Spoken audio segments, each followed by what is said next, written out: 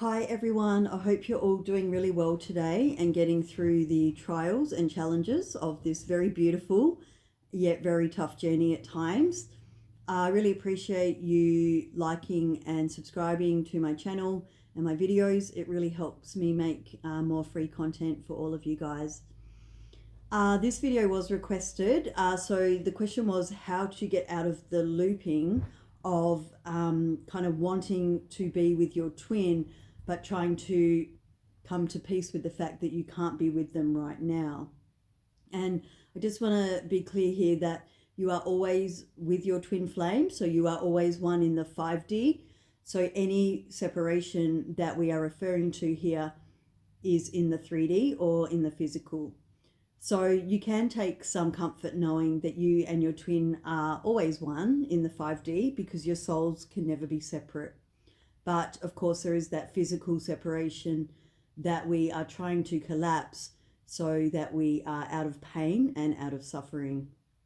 All right, so the goal here is to collapse the separation consciousness, or to collapse the illusion that you're separate from your twin flame. And when we do that and we come into union with ourself, that as a byproduct brings our twin back to us in the physical. So that's when you can get to the place of 3D physical union as well as 5D union too. So we do have to accept that the separation periods are going to happen. We do have to accept that we can't always be with our twin flame when we want to be. So we are trying to understand that this journey is a process, and as much as we are getting the heart pulls and the longing and the strong desire to be around and near our twin flame, there are times in this journey where it simply doesn't work like that and we can't be with our twin in the physical. And a lot of people, including myself, really struggled with this. When you find your twin flame and the energy is just incredible and it just feels so amazing to be around them, and they appear to be everything that you have been searching for, and it just feels so right. When you can't be with that person in the physical, it can cause you a lot of pain and distress. So this is when we get into the separation pain, and we do start looping because the mind is at war with the soul here. The mind is saying, but I want to be with them. I want to spend time with them. I want to have them reciprocate my feelings. But the soul is not yet ready for a physical union with your twin. You have not yet aligned to that union energy. You've not yet aligned to your full soul energy. So there is still some perceived separation from your counterpart. Now, the second part of this question was, can we still spend time with our twin flame even if we are not in a permanent union? And I know different coaches say different things about this, but it does depend.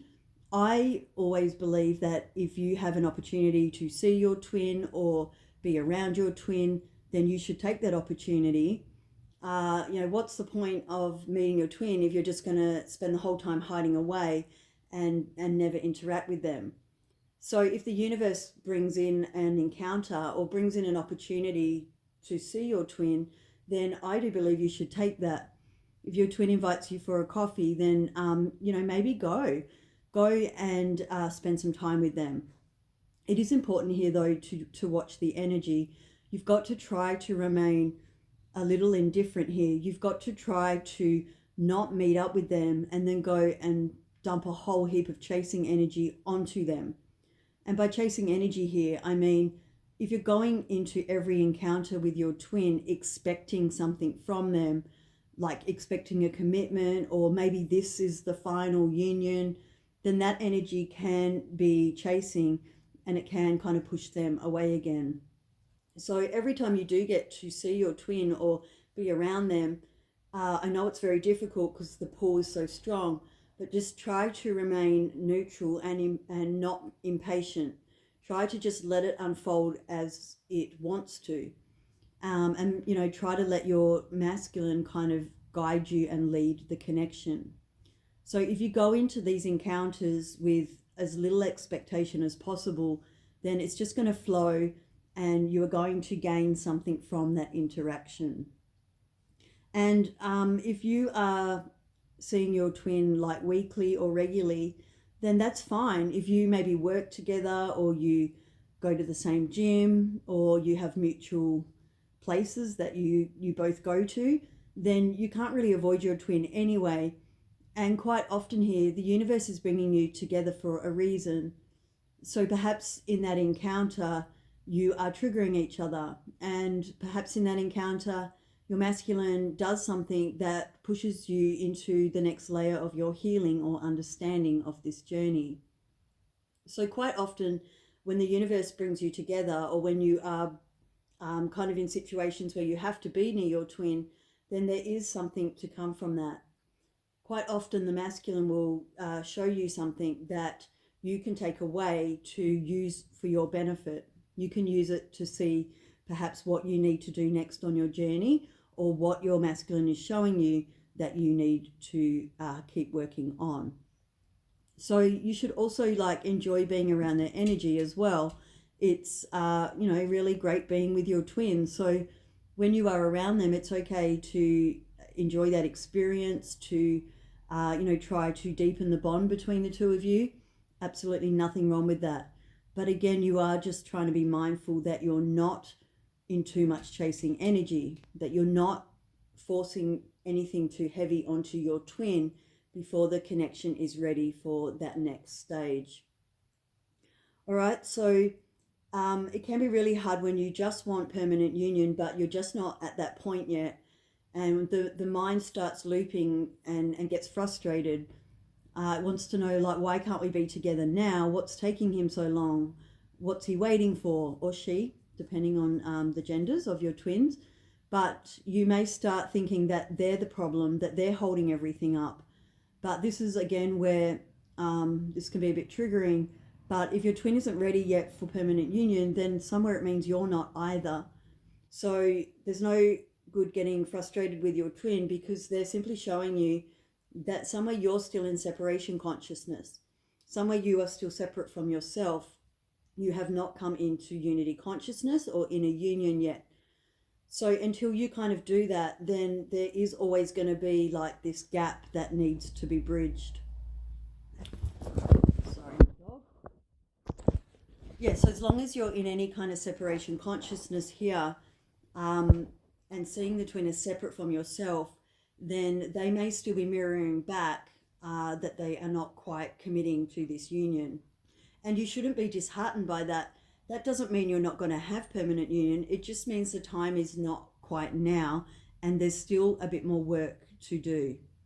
So just use these encounters as a sign that every day and every step and every interaction is getting you closer to your permanent union, but you can't rush the timing of that union. So anytime that you are sort of friends with your twin, or they're still telling you that they're not ready to commit to you, or they're in other connections, for example, then again, they are just showing you that you still have third parties on your side, or that you still have somewhere you are in separation consciousness. And again, I was one of those people too that kind of blamed my twin. I thought, what are you doing? Get on with it. What's the hold up? But I did slowly realize over time that we couldn't be together at that moment, because there was still more healing work to be done. I still had blocks on my side of the journey, and it was up to me as the leading twin to clear those blocks so that he could mirror back to me no blocks on his end. All right, so your goal here again is, and I know people get tired of hearing it, but your goal here is again to make this about you, to bring the energy back to you, to focus on what you can do to clear all your blocks, what you can do to get out of separation consciousness and start to find that full alignment within. And when you do that, your frustration about why you can't be with your twin yet will dissolve. You'll start to fully understand that until you've completed the work of this journey, that the twin can't stay permanently because of the energetics. And it's not because they don't want you or they don't care about you, even though the 3D can appear that way. It's just simply because the energetics are not balanced. So because that twin is an energetic connection, you have to have the energetics sorted out so that you can have the 3D union too. All right, and there are many layers to that. It can be quite complicated. If you need help figuring out what your blocks are and how to get out of the separation consciousness, then please reach out to me. Be happy to coach you through some of the things you can do to break down the separation and bring the twin back.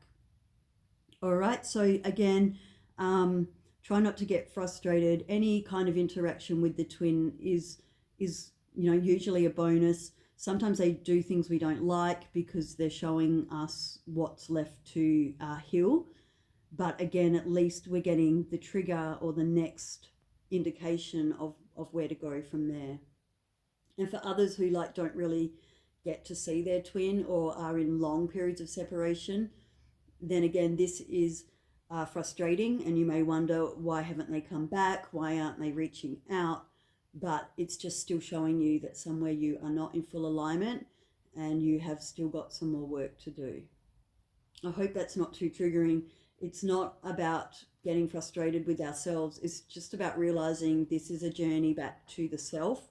And until we have, fully come into that space, then there's going to be some separation with our twin. Thank you so much for listening. If you have any video ideas, you are welcome to put them in the comments. Also, I will try and get to them for you. Have a beautiful day and God bless.